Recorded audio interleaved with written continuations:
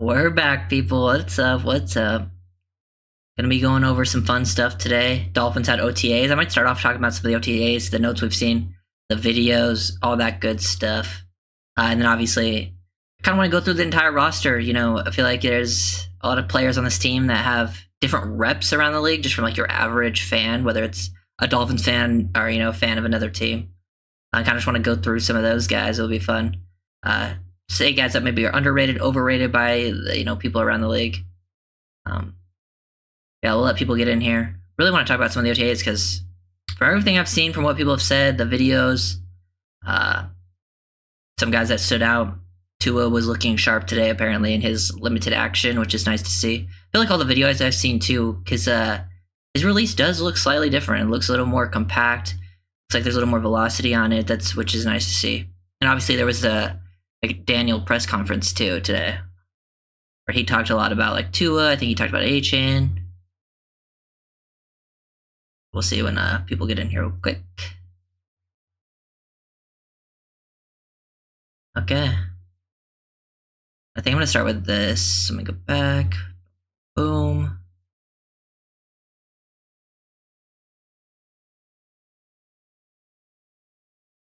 And then boom.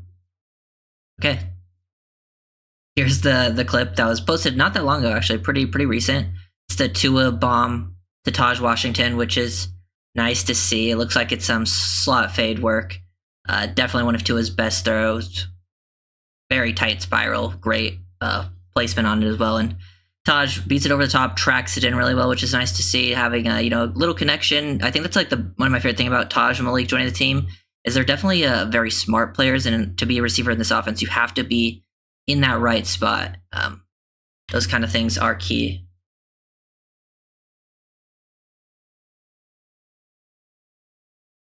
Let me pull this up real quick. Make sure that I'm actually live. Boom, boom, boom. My dog's barking. I don't know if you guys can hear that, but they're barking.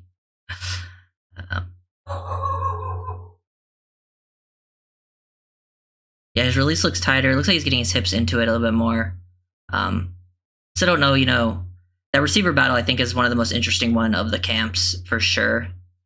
When you look at the battles, because apparently I want to look at Travis Wingfield. He has some thoughts here about he talked about the Taj Washington play, good route, good stack, nice track. Obviously, he said he talked about Eric Ezukanma, who continues to intrigue. I think Ezukanma's had a pretty good OTA so far. We'll see, if he continues that, because he does give you something different than the other receivers on the roster, but there's still like a lot of bodies there. And obviously, I think it really is going to come down to a lot of preseason play. Yeah, my dog usually doesn't bark. I don't know if you guys did hear that. What kind of dog? She's a mix, black lab, mixed black lab, and what am I forgetting? The other one off the top of my head, but what is it? I'll remember in a second, but yeah. They have to pay him. I agree. But yeah, also what Wingfield was saying, he said Channing Tindall was his player of the day. His play speed popped. Always a good sign. Usually, hasn't shown much, but usually year 3, that's the time it comes into it where, player can kind of stand out for you. And that's kind of a big thing. I think, for players like Tindall and Ezukanma, this is kind of their chance to really grow into their own. I feel like Ezukanma was going to get a chance last year to do that, but then that injury happened. Tindall's never really played that too much, and you can tell he has the athleticism, but it really has come down to like his instincts on the field. So those are two players I will be watching closely in preseason, for sure. And he also talked about Chop Robinson shut down a handful of plays purely from the get off. He said him and Austin Jackson had the most competitive matchup of the day, which is intriguing. So that means they had a good battle, him and Jackson, which is nice to see, both younger players. And he said Nick Needham made a bunch of plays. He looks both physically and how he's seeing it, which is nice too, because I know Needham is doing safety and nickel work. I think he had an interview today where he said he's still doing nickel stuff, but he's working with the safeties, doing some cross training, which is nice. And And yeah, those are the thoughts that I've seen. And we can check out that throw again, real quick. Oh, let's go back. I see Tua going out there with the boys too, because I think Tua was only getting like some 7-on-7 work, and I don't think the other guys are like, I don't think like Reek or Waddle or OBJ have been practicing. So I like that Tua can get some work in with some of the younger guys, the guys he doesn't get to throw to all the time, especially in training camp when you're going to be throwing to your main three. So building chem, with those younger guys, I think is important. That's an absolute dime, and I just feel like from all the clips, it's kind of hard to just say from this clip, but from all the clips we've seen, I do feel like his release looks a little bit different. Everything seems a little bit tighter, cleaner. I feel like he's going a little more over the top, and I feel like it's a slightly sped up too. He's never had a slow release, but definitely looks nice. Love your channel, man. Best Dolphins film breakdowns on YouTube. Happy to see you doing lives now. Hey, thank you, Corey. I appreciate that. Yeah, I'm going to continue doing some lives, especially during this part of the off season, because I feel like there's not as many film breakdowns to do once the draft goes by. I'm still going to do some for sure, but especially, and then when the season starts, it's where it really kicks off. Ryder, what do you think of Patrick Paul? Will he shine? I feel like I'm famously known for not being super high on Patrick Paul as a player. We'll see how it works out. I mean, I'm not expecting us to know that answer for a couple years, so I don't think we'll see. He'll only really play this year if there's like multiple injuries, in my opinion, which there could be, but I'm not expecting to really see the Patrick Paul thing done for until down the line. What's up, Dion? How you doing? And then yeah, so I feel like I guess we can start with Tua because we're just watching that Tua clip. Let me stop that video from playing.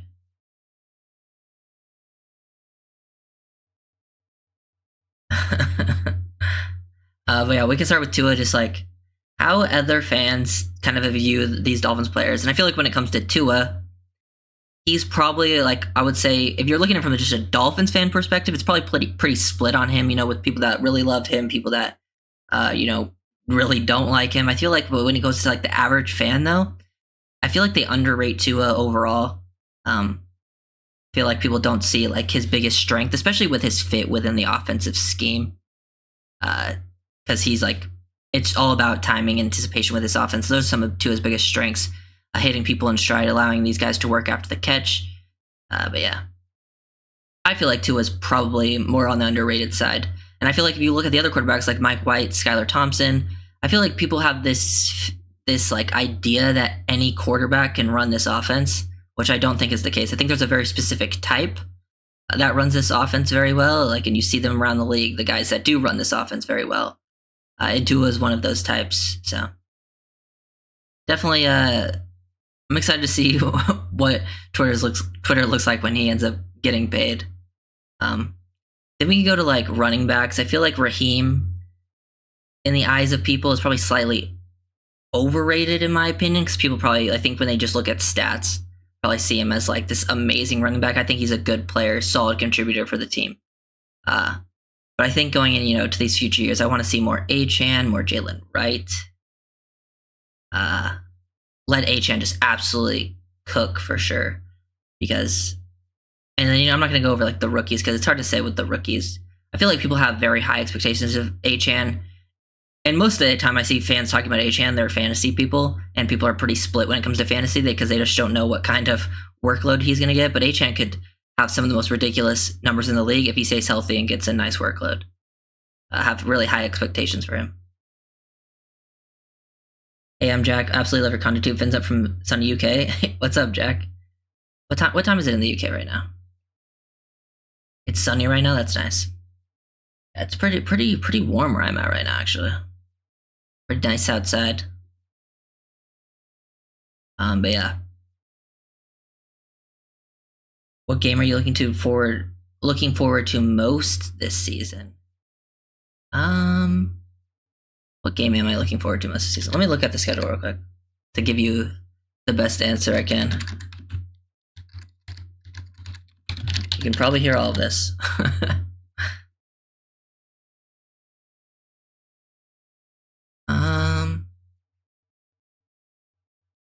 Let's see. Yes, we start with the Jags and the Bills. What game am I looking forward to most? Honestly, I'm really looking forward to the Packers game because my sister's a Packers fan. And that game's on Thanksgiving, and the Dolphins haven't played on Thanksgiving in a while, so I'm looking forward to that game.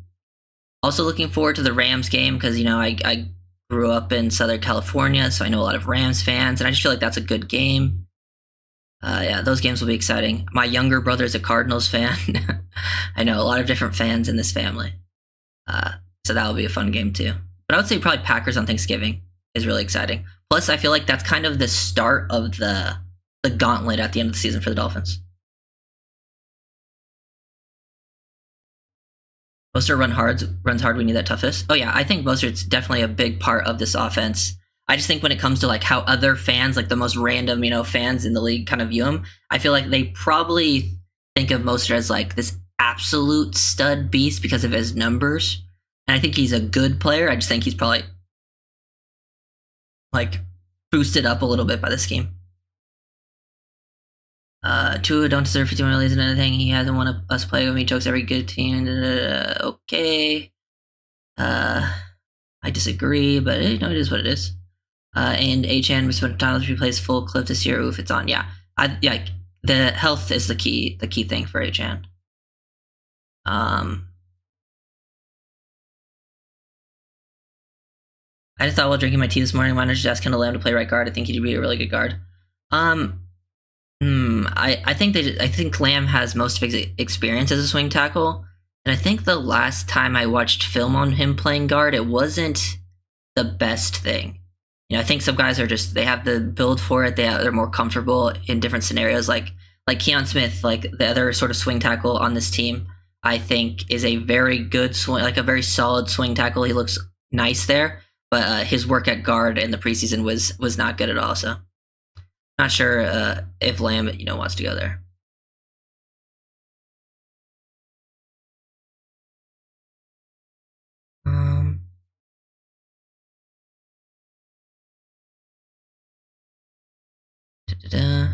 Well, I don't think it's as simple as just 55 million a year. It just depends how the roster, or how not the roster, the contract is structured. I don't really care too much what it ends up being, whether it's 55 million, 50 million, it just depends how it's structured. The guaranteed money matters more. Like if it's 55 million, but the guarantee's not super high and like the structure of it's pretty nice where you can move money around later on, then I think people are going to overreact too much to what the initial contract numbers are. I'm going to wait until we see the actual details of it.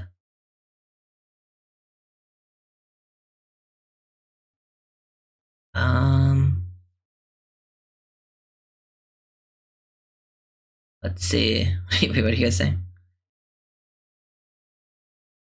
Yeah, the guaranteed money. Yeah, it's the guaranteed, and it depends how each year is structured. Because most of the time when you look at QB's contracts, they all end up getting moved around anyways. Like it never really ends up playing out just how it is. They always end up trying to save money. A few years down the line. Very rarely does those big QB contracts end up just playing out all the way through. There's always ends up being extensions that happen. So. That's why I'm not too focused on what the base looks like. You see us going after someone like Calais Campbell before the offseason is over.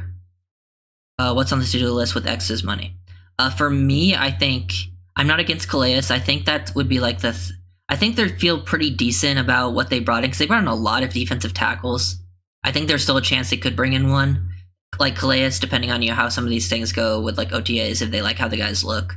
But to me, probably the priorities are another safety and a guard. That's where I would go personally with X's money. I would go after a safety and a guard.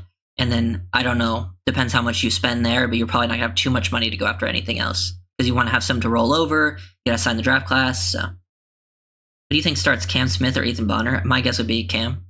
Just, draft capital, man, it's really going to get you there. I mean, Cam's going to have a very good shot to end up being the third guy, especially if they're moving the other guys around a little bit more. So Cam could play on the outside, like say Ramsey ends up, playing like then that star role a bunch, moving around. Not sure. Ramsey and Fuller, I believe, will start. Well, yeah, Ramsey and Fuller will start, but I would count your third corner as a starter too. And I think within this defense, just because I think Ramsey and Fuller both can play slot, and I think there's weeks where they will play a lot of slot, that one of them could, I could see Cam starting on the outside this year in many games. especially because nickel is basically the base defense, so they would play like 70-80% of the snaps, that third corner, which it could just end up being Kohu as well as your nickel, and you just play Ramsey and Fuller on the outside, so it just depends how it goes.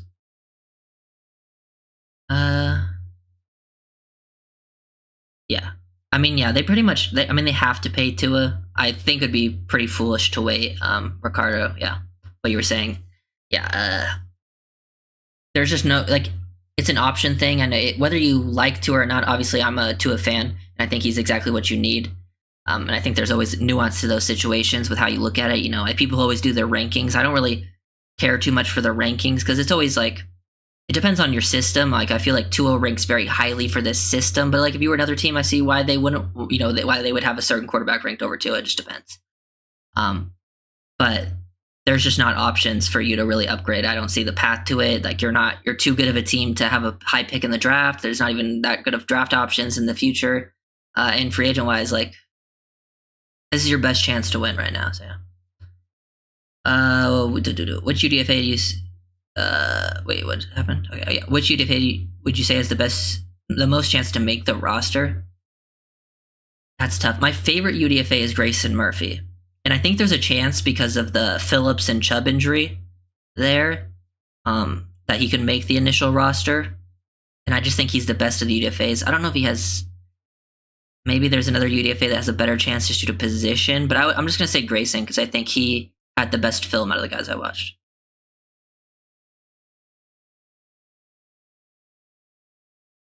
I think McMorris/Perry situation is just like Hill/Higgins. Yeah, Scotty, that's a thought I had when I first was watching the film too. I'm like, ooh, this is kind of similar because Higgins was the 6th rounder, and then the UDFA ended up beating him out. So that's why I think with some of these guys that people are talking about being locks, like say like people I feel like are writing off Taj Washington. Obviously, we just watched Taj have a good clip, but what if Taj just kills it in the preseason?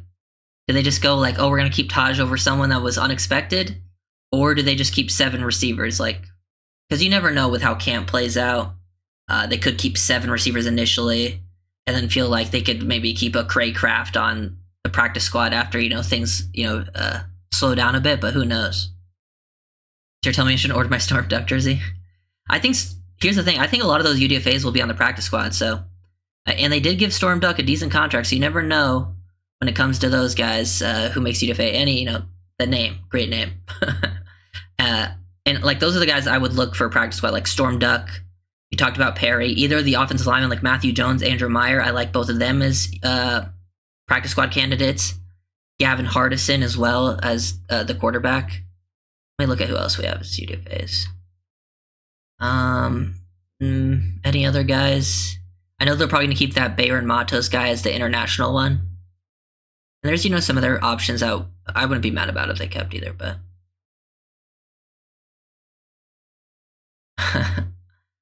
Okay, who else here? We'll go to receiver next. I think Jalen Waddle, honestly, is kind of an underrated player at this point. I talked about Waddle a lot last stream, so maybe I don't need to talk. But I think when it comes to like full-on fan perception, I feel like Waddle doesn't get quite the respect he deserves overall. That's just he's been so good in his first 3 seasons. Like, I feel like everyone thinks Waddle is at least good, but I feel like people don't understand quite how good he is. And I think Tyreek Hill being the number 1 option on that team kind of plays into that.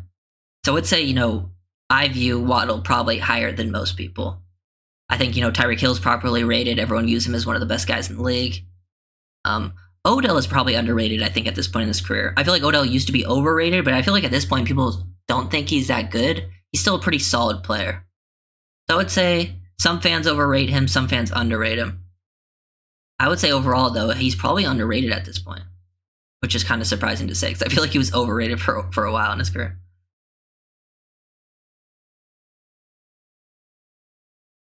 Yeah, I mean, you can think Tua should get $30 million. It's not in the cards. Like, QBs just don't get paid $30 million, man. Like Daniel Jones got paid $40 million just a couple of years ago, dude.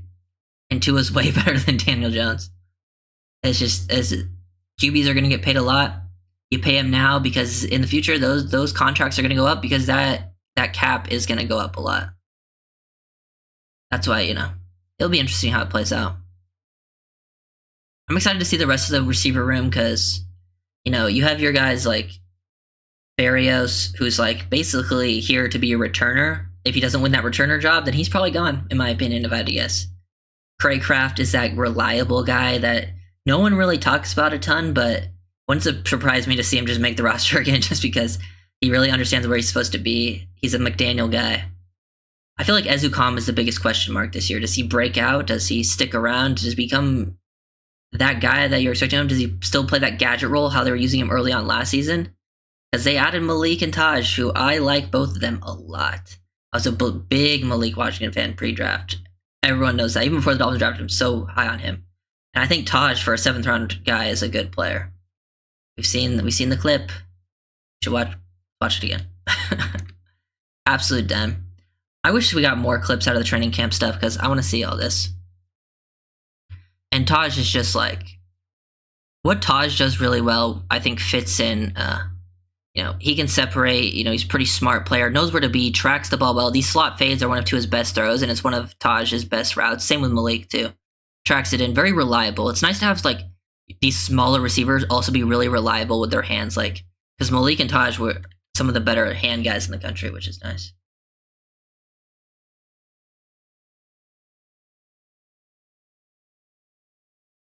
Do you ever randomly think of players you have in the last couple of years? Yeah, sometimes even more than the last couple of years. Like you mentioned Lynn Bowden and Trail Williams. I always do that when I'm like, damn, remember, like I'll just see a name on Twitter every once in a while and be like, damn, that guy, we had him like 5-6 years ago. I remember just watching a bunch of film on him and I haven't thought about him in so long. Always interesting, and so much things play into how people's careers play out. Oh, let me see this. Nice. And we could talk about, like McDaniel talked about too. He talked about how much growth he's had, which is nice. I think the growth has been there, which is I think pretty evident. Like with each season, he's grown. Clearly, going into year 3, I feel like this is where the offense. This is their like not last chance, but this is like their chance to really prove it. Going into year 3, I feel like year 3 is always important for like rookies, or like year 3 in a system is where like you should be at your best. So, and they were one of the best offenses in the league last year. I mean, statistically, they were the best offense, but now can they continue it into the end of the year? I'm hoping so. I wanted Eric to be wide receiver 3. Yeah, I think last year he was his best chance to be wide receiver 3. I think if he never got injured, he probably could have been, I think, at some point in the season. I think, now he won't be wide receiver 3, but I think he's looked good in every preseason. He's looked strong in the OTAs, according to the beat people, which is nice. And he has a skill set I think the Dolphins really want. He's very strong, a very strong player, tough to bring down. He brings a little different level of physicality. It's just, can he fit within the system when it comes to the timing, the route running that's needed to get open and just be where you're supposed to be? So that's like a big thing for Ezukanma. I think that's like the next step. And if he hits that, then I think, he finds a role within the system. Right, are we out to the Panthers game tonight? Are you a fan of hockey? I don't watch a ton of hockey. I do like hockey as a sport, but I don't watch a ton of other sports. But I would like to get more into it for sure, watching at times.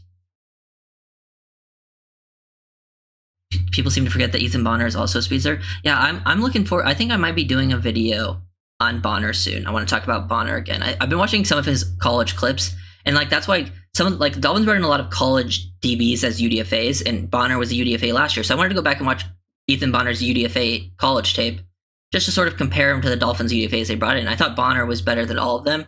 That's why I think Bonner makes the team again. That's kind of my guess right now. He's not guaranteed by any means, but I do think he makes the team, and I'm excited to see, how he would fit within the new system. Also, I've talked about it many of times. I wouldn't mind cross-training Bonner as a safety, kind of what they did with Needham. I think he has some of that versatility as well to play both. And it wouldn't surprise me if he did make the team that he sees playing time at some point in this season, because clearly they liked him a lot last year.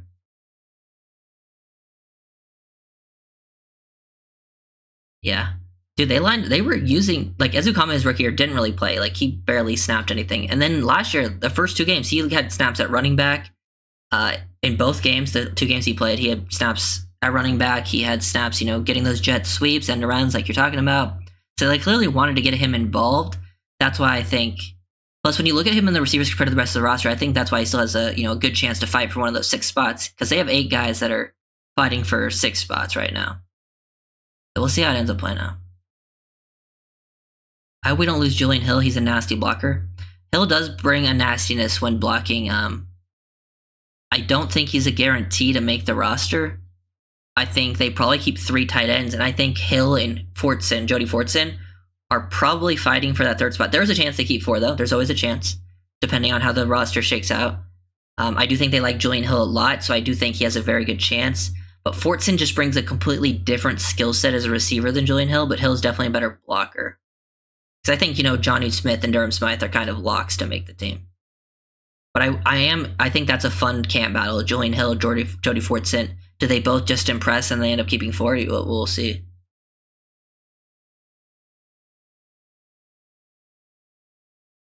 Yeah. But we talked about a lot of the receivers. I feel like Jonnu Smith, I feel like people are underestimating the level of impact that Jonnu Smith's going to have in a team. Because people always talk about the speed within the Dolphins offense. Jonnu Smith was the fastest tight end ball carrier last year. He led the league in yak, like his yak percentage was higher than any other tight ends in the league. That guy is a mover. He's very good after the catch. Like, yeah, there's some strengths that he was needed, but like this guy played wildcat snaps at Tennessee, man, at Titans on the Titans. He'll get direct snaps. He's very good with the ball in his hands. And I think that's something the Dolphins desperately missed last year, because Ezukama, I think, was that kind of guy. They were like, oh, we're going to get him these quick plays, allow him to be a physical yak guy. The Dolphins didn't have a ton of physical yak players last year.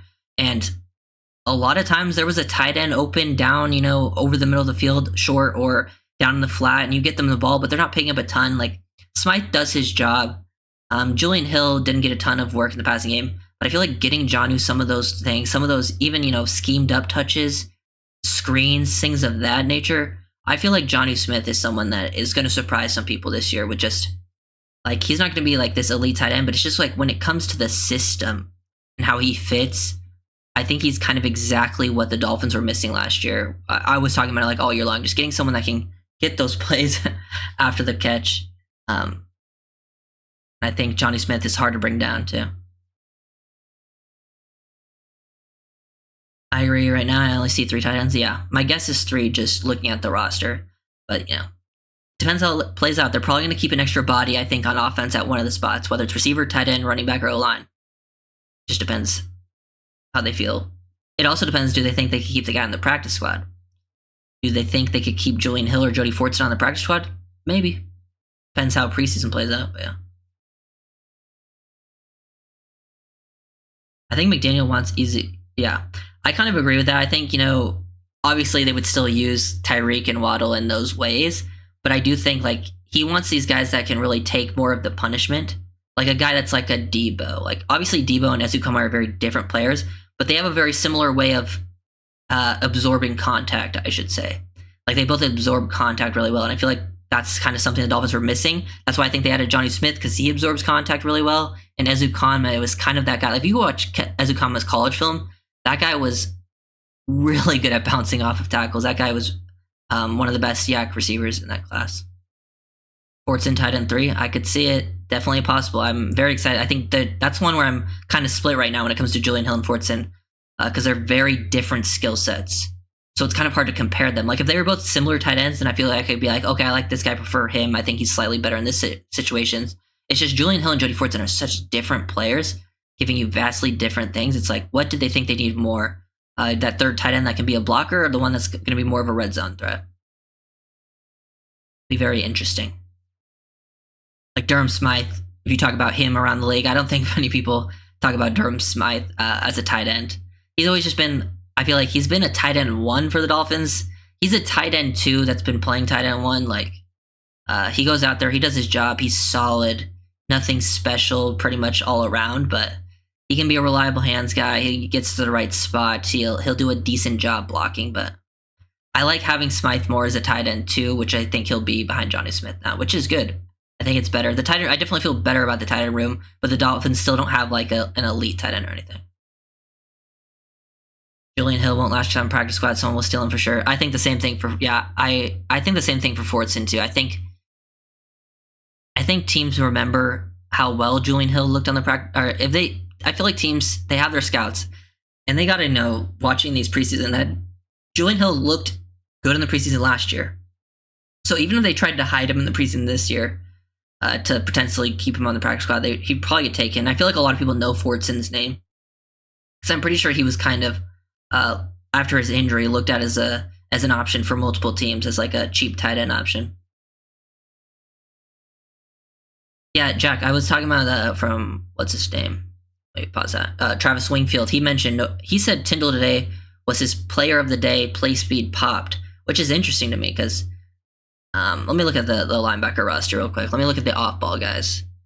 Because inside you have Long, you have Brooks, you have Anthony Walker Jr., and you have Duke Riley. Those are probably your top four guys. Jordan Brooks and David Long being your starters, and then you have Anthony Walker and Duke Riley as your backups, special teams guys.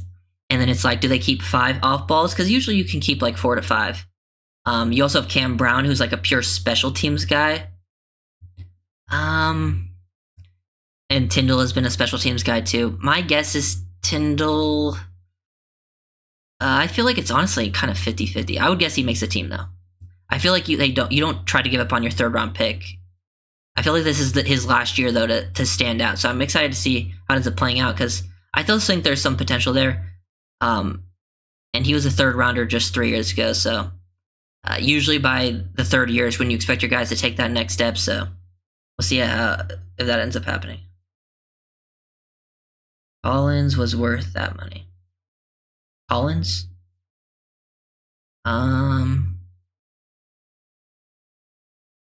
I'm not sure what, I'm probably missing out on something. Funny to think no one in the media thinks anything of Miami Silence, but Jay Hill will get claimed. Yeah, I probably agree. Yeah, there's just certain positions like people don't look at that tight end room and think like, wow, like, and I wouldn't look at it and think like, wow either, but I do think Jonnu is like exactly what the Dolphins tight end room needs. Fortson is very intriguing potential wise. I feel like nobody knows who Julian Hill is, but for UDFA, like solid UDFA find, you know. And Durham Smythe is just like your kind of your like ideal tight end 2 for your team. You're not going to be wowed by anything, but I feel like people are probably down on Smythe because he was always the Dolphins tight end 1, and you're not going to get too much out of him as a tight end. Talking about Nico Collins got paid. Did he just get paid? Let me check it out. Does it just happen? Because the Dolphins should pay Jalen Waddle, by the way. I don't know if he just got paid or not, because I don't remember seeing him getting paid.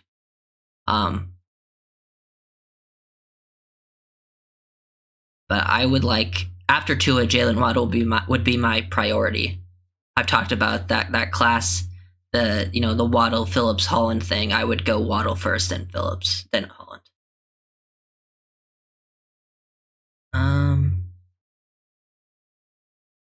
Yeah. Tyndall's got the athleticism, he's got the speed, but he's like a run and chase linebacker. He has to see it. I don't think he has the natural feel for the play right now. He did look better, I think, in the last preseason, but he didn't get to play at all in the regular season. Like, he played like a couple snaps. I think he looked more improved from the 2023 preseason to the 2022 one, so I think that's a decent sign for him. But it's just tough for me to say, like, if I think he'll make the roster, because there's just like very little film for me to go off of when it comes to him, other than, the preseason film and his college film, which I think he looked better in coverage than he did in college, but he still showed, I think, a lack of like instincts and processing overall. And yeah, maybe I think, clearly the Ravens got the most out of their linebackers, like Roquan Smith, obviously a great player, but looked even better in Baltimore. And Patrick Queen was, kind of struggling early on in his career, and then they got the most out of him these past couple seasons. And I expect to see him kind of regress in a different system. So maybe the Baltimore system brings out the best in him, because I think there's a chance he could potentially play like that Patrick Queen role as like a Will, just run and chase.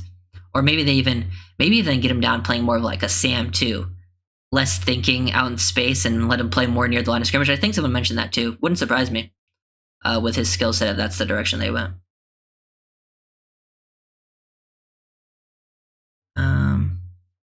Yeah. I think when you look at the roster, I feel like the Dolphins have kept 4 running backs in the past each season. Last year they even kept 5 initially, then put Jeff Wilson on one of the IRs or whatever. But they've kept 4. I think they could keep 4 again, but I think they should keep 3. My opinion is they should keep 3. I think Ahmed's gone. And then, yeah, they do keep 4. It's between Brooks and Jeff Wilson. Yeah, I agree, Scotty. I think Brooks probably doesn't make the team, but I think they want to keep him around because they kept him around last year. And one thing intriguing about Brooks, because, yeah, he was like the preseason standout, so they feel like they couldn't cut him. When you're a preseason standout, you get claimed, like, by other teams. And there's some, other teams that need some running back help. Brooks, in one of the games, I forget if it was like the Giants or the Panthers game. I think it was one of those. Ingold was hurt, and they had Brooks playing some fullback snaps, and he actually looked pretty decent in fullback snaps. And if you can have a running back that can play solid fullback snaps, that brings more intrigue. Because, like, think of all the touches Ingold gets, and you can, like, give those touches to a running back instead out, and, like, they could pick up more yards after the catch, on those. Because, like, he gets a lot of, like, those flat, plays in the seam reel slide RPOs and stuff. I think it'd be intriguing if Brooks ends up looking decent in that fullback role. Because, like, they've been training, like, Tanner Connor, who they've had on the practice squad for a couple years now. He was the Ingold backup. He played fullback in that Washington game when Dolphins were kind of blowing them out. He played fullback in the preseason, and he actually looked, I think, better at fullback than he did at tight end for the Dolphins. So I think the Dolphins are kind of cross-training some players at fullback. But yeah, I do think they like Brooks a lot, but I don't know if they end up cutting him. I mean, I think he most likely gets cut just number-wise. But he'd be another player I wouldn't be mad if they kept. So the Dolphins have a good roster, man. It's tough. Alec Ingold's my MVP last season. Don't blame you. Ingold's important to the roster. I would keep Brooks over Wilson, cross-train fullback, and have ready to play. I don't mind that idea at all, Scotty. Don't mind that idea. I would keep Brooks over Jeff Wilson as well. I think, you probably trust Jeff Wilson more with the system and stuff. To me, it's like, if you get down to your 4th running back, I'd rather have your guy be someone you have a, younger guy, more developmental anyways. If you get down to your 4th running back anyways, you can always pick people up. Like, that's a stacked position. Usually you can even find some contributors on the street, but I remember that game Brooks looked good. Yeah, I remember he even, he put, an edge defender on his back on, one of those, momentum combo blocks that the Dolphins like to run, motion-wise. And he also had a good run, too, I think, when they handed him. That might have been a different game. I can't remember if it was the Panthers game or the Giants game. The Panthers game, I think, was the game he had the really long run but got injured in. But was it also the same game he was fullbacking in? But I think that might have been the Giants game. I watched a lot of film and stuff to say. We can talk a little bit about the O-line. I think I'll talk about Brewer first, because Brewer apparently hasn't done anything in the OTAs. I know people are a little split about him because of the pass protection numbers. I think Brewer's absolutely going to kill it in the Dolphins system. I think he's going to be protected a lot by how the Dolphins scheme works in pass protection. And I think he's the best fit center-wise for the running game that you could find for his movement skills, ability out in space. He's going to absolutely feast in the running game. And I think the pass protection won't be perfect, but I feel like it won't be as big of a problem as people think. So I think Brewer's going to be way better than I think people are giving him credit for. And that's probably the one hot take I have about the O-line. Armstead, when he's healthy, will be good.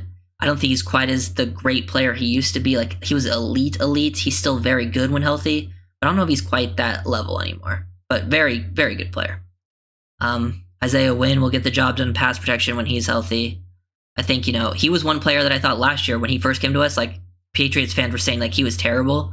But I think they were talking about him at tackle. But when you watched his guard film, I thought he was one guy who translated pretty well to the Dolphins system. Very athletic, can cut people off. Not the greatest, run blocker, but he has that athleticism to get the job done there too. And on this depth chart, they have Robert Jones listed as the right guard starter right now. I still think it's going to be Jack Driscoll, kind of similar to the Isaiah Wynn situation. very athletic, very good in pass protection, ability to recover. We'll see how it plays out. Probably will come down to Jones, Driscoll, Eichenberg for that right guard spot. Austin Jackson is better than most people think just because Jackson was a bust for his first 3 years. So I don't think they realized that he had a bounce back year in year 4.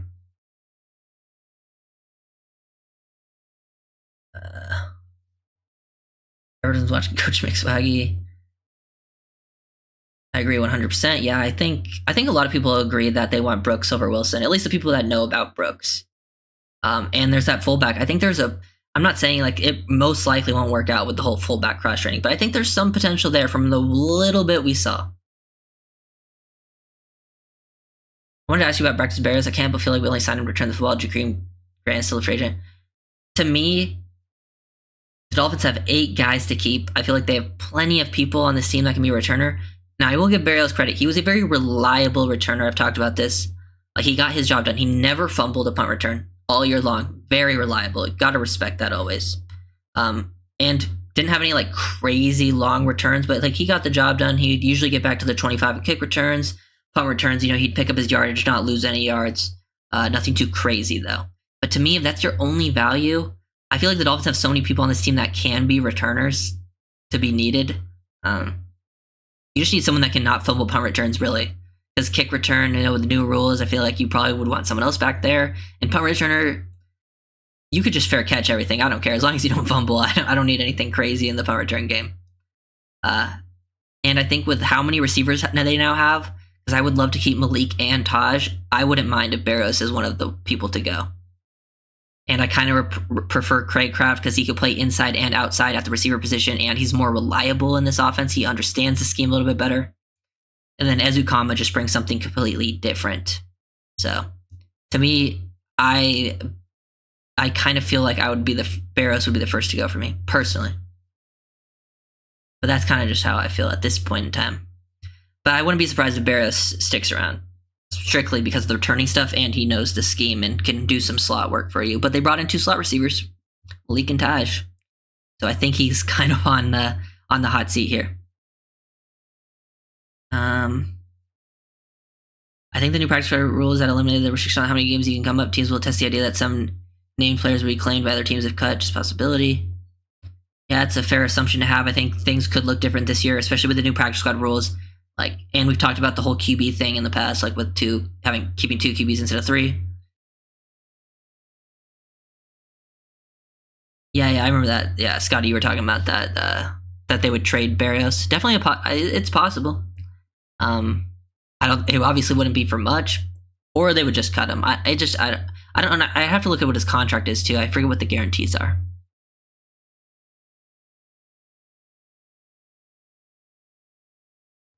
I mean, if the Dolphins get a 5th, I think that'd be really good value. I guess it just depends on how much teams value returner, because I wouldn't be surprised if they got like a 6 at most, I would guess, 7th, or maybe like a swap, one of those late round swaps. But I also would not be surprised at all if they got no offers for Berrios, because I think the one thing, the receiver position's pretty stacked around the league. I guess when it comes to Berrios, though, it is more of like that returner value too. Oh, I mean, Jack, you're in the right place. Keon Smith. I've made so many videos on Keon Smith. I loved what I saw from Keon Smith. I'm probably one of the leading members of the Keon Smith fan base, so I'm hoping he makes the squad. I think with the Patrick Paul drafts, and he's not really a guard option for your team. He's kind of he's on that roster edge right now, but I hope they keep him around. I literally made a video on him not too long ago, just film breakdown, probably like in the past week or 2, I forget. But I want him to be the swing tackle of the future for this team. He looked really good in the preseason, and then he played regular season snaps and looked good in those games too. And he was kind of one of those guys coming out of college where he was an athlete, very raw, but Keon Smith, one of those guys I think other fan bases don't know about, but is very underrated.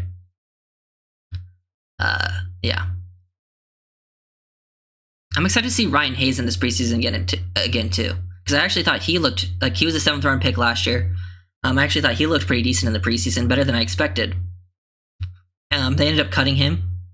I think he got claimed somewhere else, but then they cut him off the practice squad, or then they cut him and the Dolphins brought him back to the practice squad. So Hayes will be interesting to see too. I'm not expecting him to make the team, but I think he's an intriguing guy to keep around in the practice squad.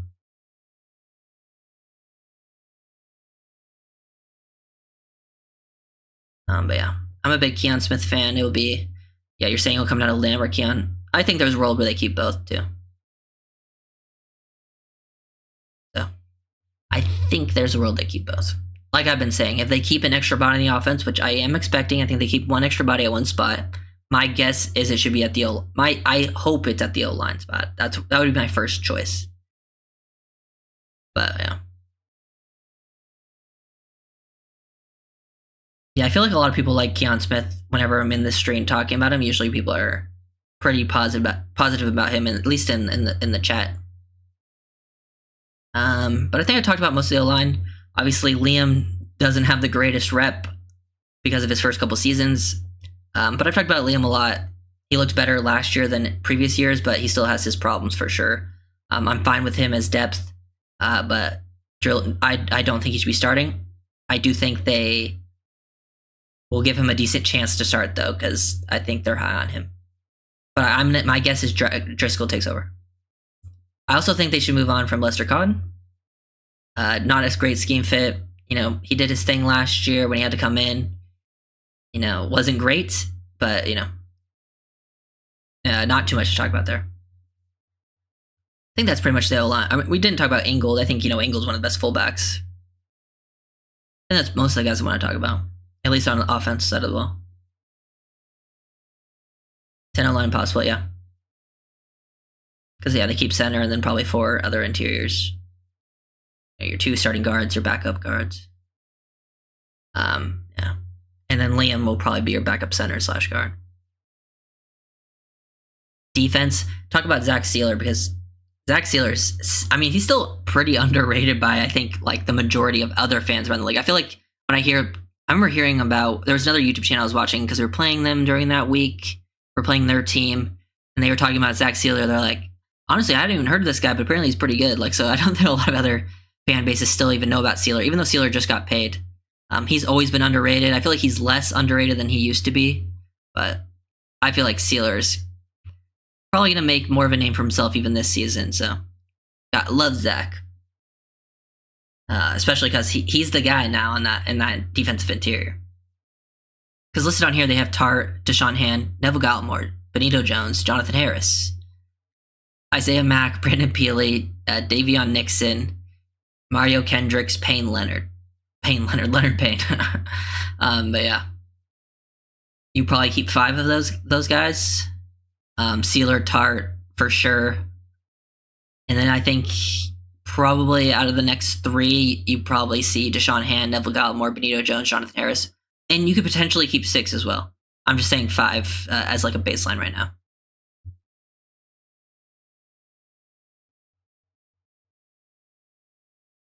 I feel like one of the unpopular opinions is that Mike White just isn't a good backup. I was tempted to the idea of cutting him for cap savings. Yeah, I've talked about that. I'm not against that. I think Mike White and Skylar are kind of fighting for a spot this year because we've talked about the whole practice squad thing. You can you can elevate someone as much as you want. So if you have a quarterback on the practice squad as your 3rd guy that you can just elevate every week, and then you can do there's the inactive rule, right? So I wouldn't mind moving on from Mike White. Plus, we've talked about even what did we talk about last stream? We talked about signing Tannehill as your backup or something like that. I'm not against it. I don't think there's I'm not super high on Mike White, so I don't feel the need to pay him decent money to be your backup. But if that's where they feel comfortable, that's where they feel comfortable. Plus, I also like Gavin Hardison as a potential practice squad development guy. Everyone needs to hit the like button. Oh yeah, hit the like button. But yeah, is what it is. I'm not super high on the QBs on the roster after 2 anyway. So, but talking about D tackles, I'm not super high on any of these guys after Sealer. I think Tart's a solid player. I think he's underrated, but he has had questions about his love of the effort. That's been a question. He got cut last year because of effort, apparently. It's tough for me to say. I'm not in the building, so I don't want to speak too much about the rumors. But that's the rumors out there. but he's a very talented player, and we'll see plenty of playing time with the Dolphins defensive tackle room.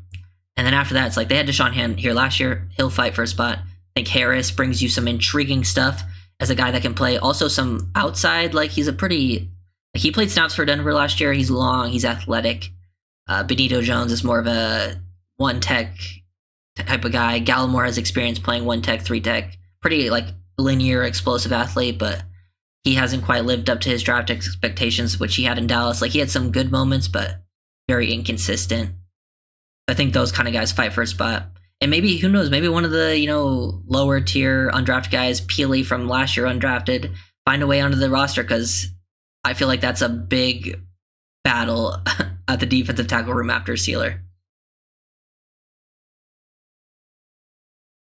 And yeah, White 4+ mil, yeah. Like having 4+ million for your backup QB is pretty normal, but I just don't. I'd rather just roll with like Skyler on a cheap deal if that's the case, because even though I don't love Skyler either, I mean, I don't feel like there's too much of a difference there between Skyler and Mike. Love the variety of content. Keep it coming. Yeah, I'm trying to do some different stuff because I know I've done a lot of film breakdowns, and I'm still going to do a ton. Like that's the main part of the channel. It's just film breakdowns because that's what I really like doing, and I will be doing a lot of those, especially during the season, preseason as well. I'll be coming back. But I feel like I did so many film breakdowns last year. Like I probably did too much. Probably overdid it at times. So then we'll still do a bunch of film breakdowns, but I'll like mix in some streams. Might even do like, streamings during the game, live react to the games, things like that. I'll definitely do, I think, I made like preview film breakdowns last year. I think I'm going to start doing them in stream form where we'll just talk about preview of games. We can review the games too, talking about them on stream, but then also do film breakdowns. And kind of, I'm thinking about doing other stuff too. Like more like other videos, different types of streams. Let's get to the outside linebackers. Jalen Phillips. I feel like a lot of people think Jalen Phillips is a very good player around the league, like random fans. I feel like that's like the sentiment when it comes to Phillips. I still feel like Phillips, to me, I've talked about this, Jalen Phillips, in my opinion, was the best player on the Dolphins defense for a period of time last year.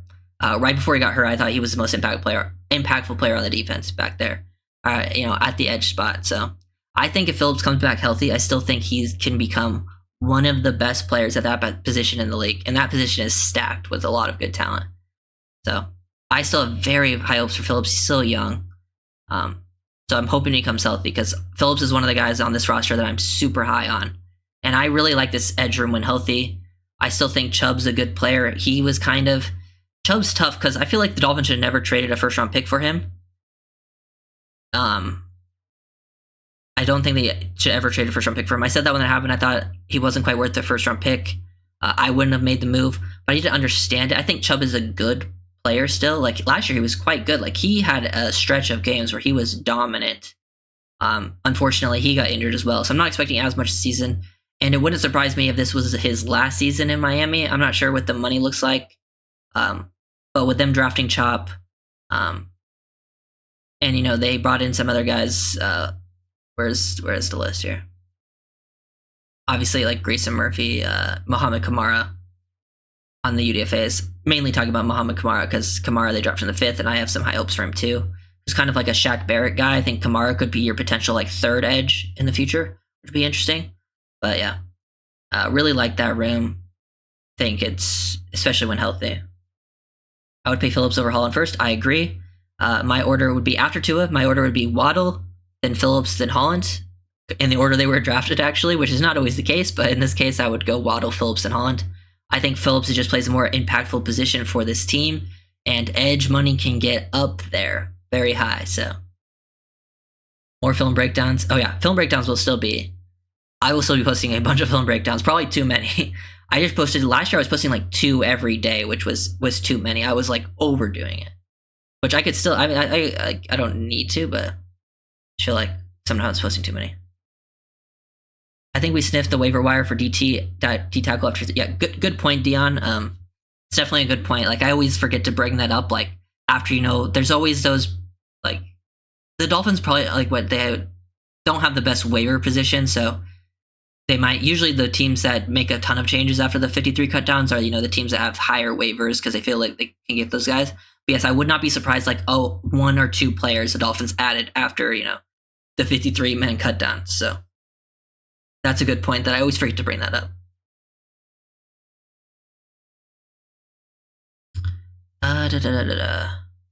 Sorry if I missed you speaking about this, but could you speak how the Ravens scheme did not call for a starting tackle as Justin was not the dominant player he was in years past? They had a similar rotation.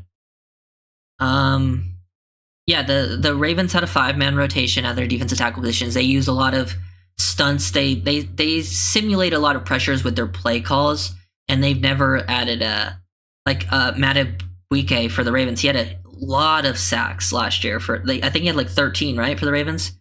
Good player.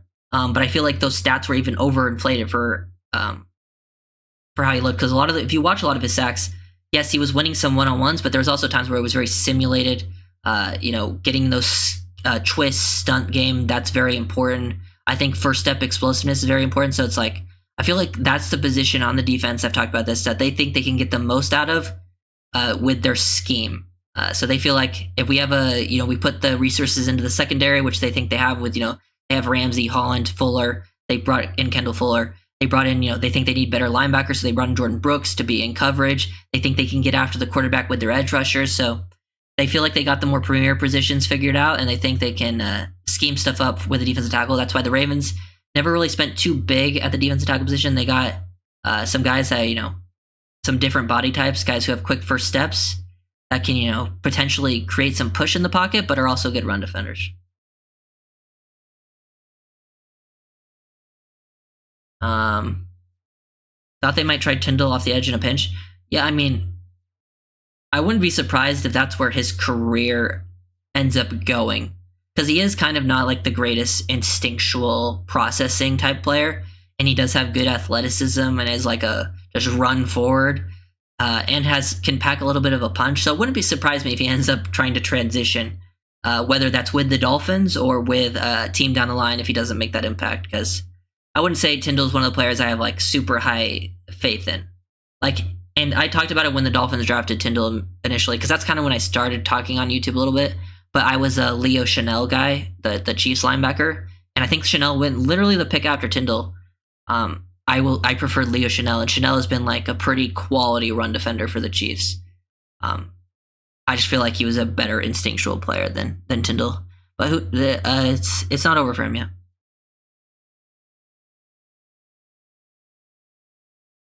Of a bunch of different D tackles and no crazy bachelors, as well as older Clowney, Owe, the kid from Michigan coming off Achilles injury. Oh yeah, that's David Ojabo, right? Yeah. I'm excited to see because he was pretty. I remember watching him coming out of college, and he was pretty highly rated, and he was pretty good. But he had the Achilles injury, so he hasn't really played yet. So I'm excited to see how he does for Baltimore. That'll be interesting, because Baltimore does that a lot. They take those injured guys, end up falling a little bit farther than expected. I know they did. They took like the USC lineman Voorhees in like the 7th, was it last year? And he had like torn his ACL or something. And like he's gonna probably play this year, potentially even start for them, from what I heard. We can go to the off balls now. The off ball linebacker room, I feel like it's improved. I feel like David Long is actually pretty well respected from random fans around the league.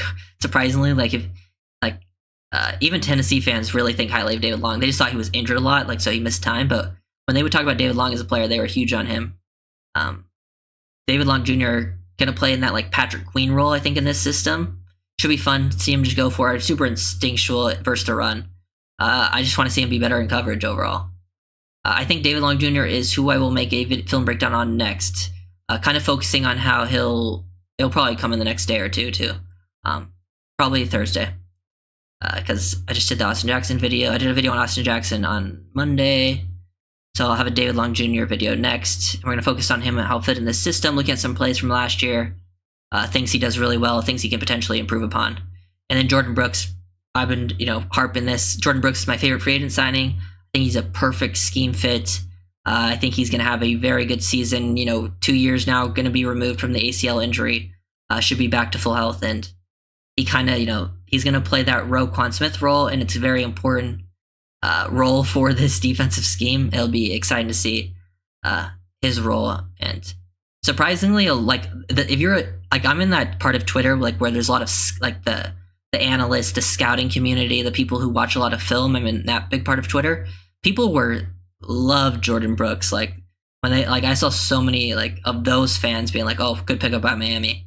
I don't know if the most like random fans feel that way, but a lot of the people I follow that watch a lot of film really like Jordan Brooks. So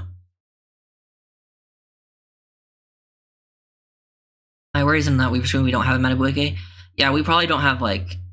I mean, it's gonna be Sealer. I don't think he's that type of athlete that Matabuike is.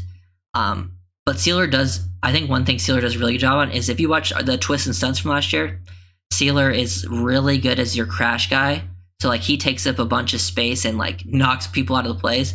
Like Wilkins had multiple sacks last year where it was just Sealer taking out 2 offensive linemen with him and Wilkins looping around and having a free run lane.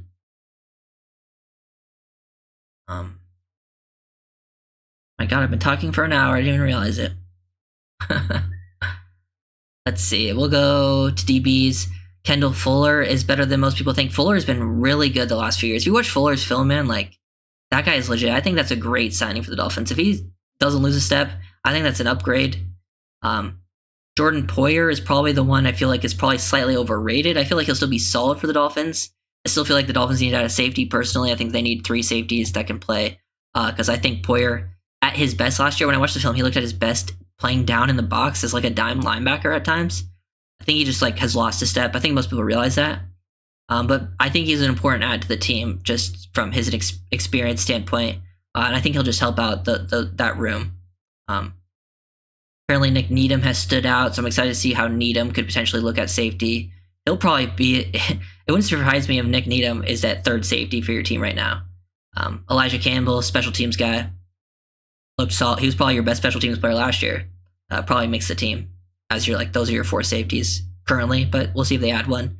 They drafted McMorris, and then they have a lot of bodies here in this secondary. Adding like Storm Duck, Jordan Colbert, Mark Perry, like Isaiah Johnson from Syracuse. I'm not a huge fan of, but they had a lot of bodies in the UDFA room at DB, so wouldn't surprise me if there was a UDFA that made this team. They end up being a safety. Longenbrook linebackers. Yeah, the Longenbrook linebacker duo is very fun, very exciting duo.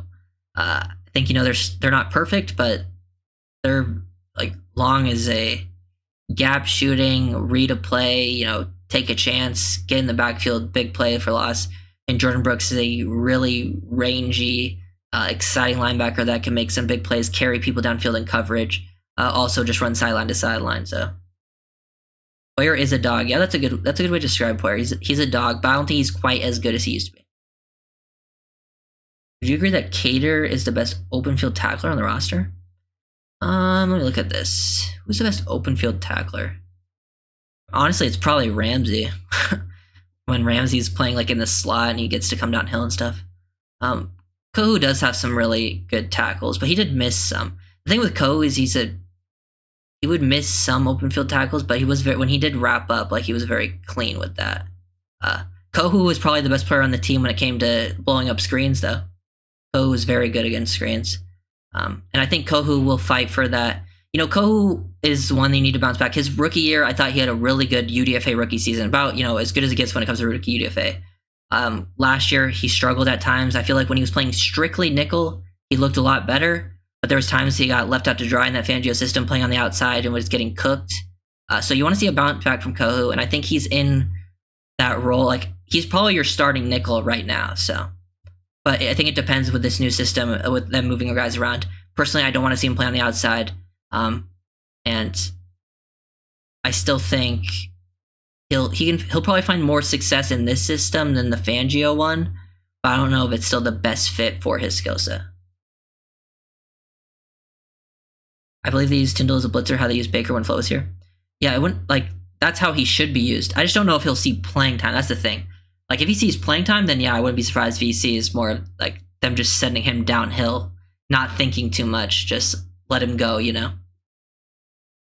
Cater's good in man coverage. Yeah, he is better in man than zone, which the thing was, Vandier ran a lot of zone match, which has some man principles, but I just don't know if it was the best for him.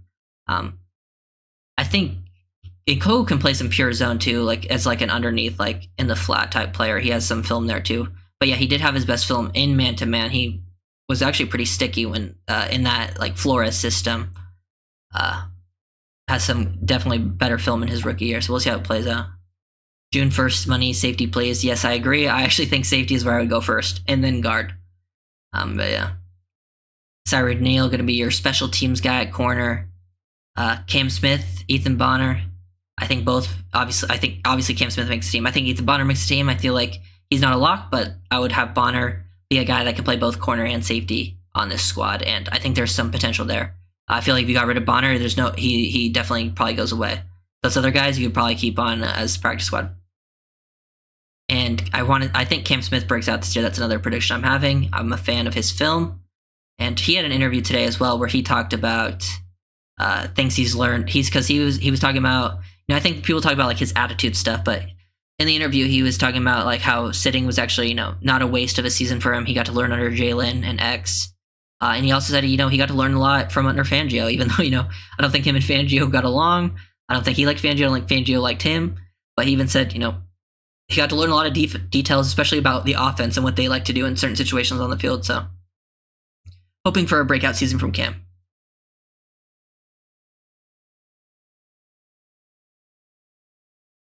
But yeah. Ooh. My biggest excitement for this defense this year is I've talked about is just the ability to disguise things pre-snap and going into post-snap, because a lot of the Fangio stuff, their disguises were different. Like he made a lot of things look the exact same. Like the way he would align everyone pre-snap looked the same every play, and then they would rotate into different stuff. But I think my favorite is it's going to be very multiple. It's going to be way different looks every snap, and I feel like that throws people off more is when everything looks way different pre-snap, because then it just like when you see the same thing pre-snap, it was like the Dolphins would rotate into like 3 different looks pretty much.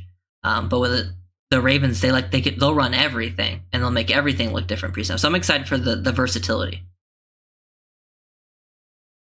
But it just seems like they run a lot of zone, always have Smith and Queen on the field. Yeah, and Smith and Queen could just, especially Roquan, could cover so much ground. He made life so much easier. And with all those twists and stunts up front, like with, him forcing the quarterback to maybe hold on to the ball a split second longer, were able to get to them and create. That's why they created so many sacks last year. I think Baltimore led the league. Bring back zero blitz. You're probably not going to see much zero in this system. Dolphins ran so much zero though under Flores. I've probably seen, and then teams started to figure it out. I think Flores even runs less zero blitz now. Reminded me of Willis Bowman 49ers was crazy.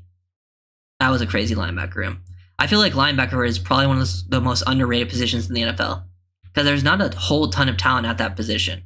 But when you have a freak middle linebacker, that helps out your defense so much in both like situations versus the run and the pass. Like if you can get a stud off-ball guy, I think it can help transform your defense. But it's not one of those positions that is considered premium. So yeah, went through what I wanted to talk about. Well, people have any more questions, I'll answer them. If not, then I'll end the stream. But yeah, so I'll wait a second. We can talk some stuff. Yeah, multiple looks. Yeah, that's the thing that excites me the most is the multiple looks for sure.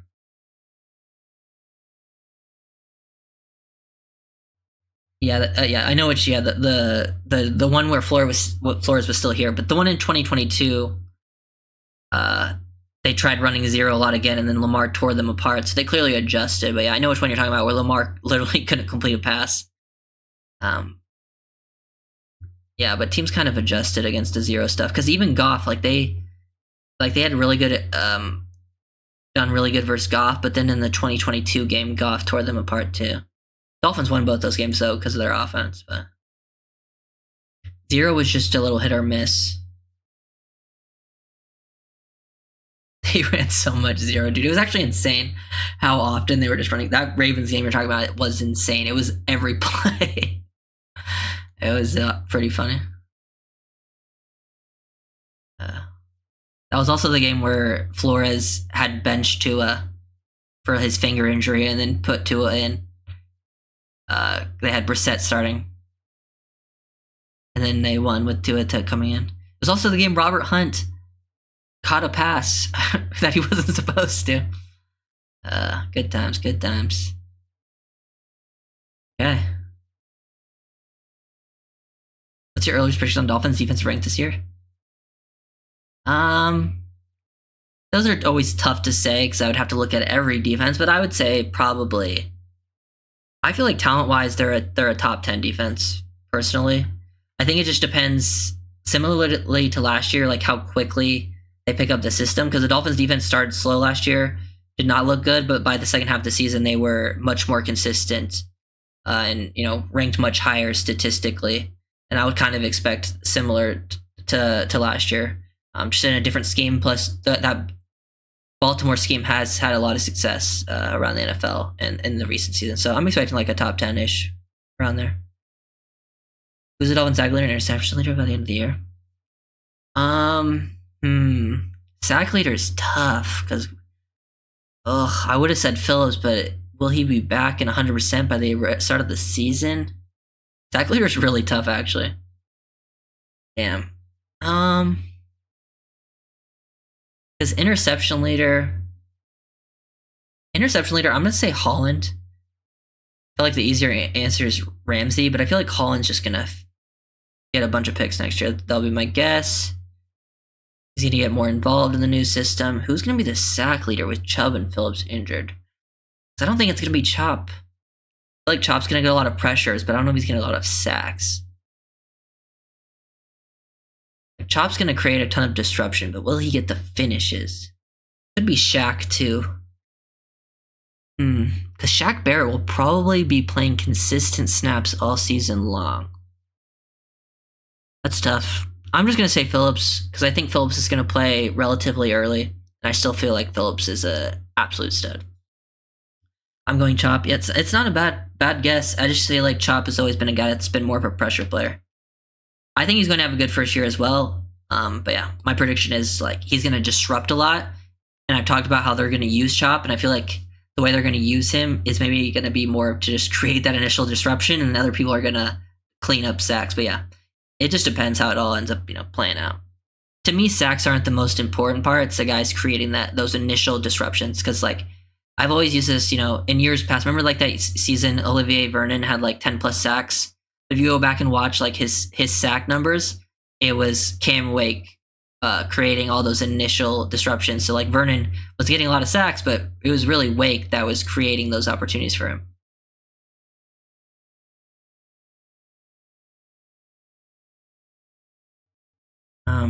But yeah. I think that will be it for the stream. Pretty good time. Yeah, no problem. Thanks for the great stream. Yeah, thank you, Jack. Thank you guys for stopping by. We'll do, I'm probably gonna stream like every few days. Pretty much whenever I got the chance. So like every 3 days ish, probably. I'll put on the stream. Or if something happens, like if there's like Dolphins signed someone and I want to talk about it, hop on the stream and I'm available to do that. And I'll have film breakdowns out every few days too, because always be making film breakdowns. Yeah, later guys. Peace.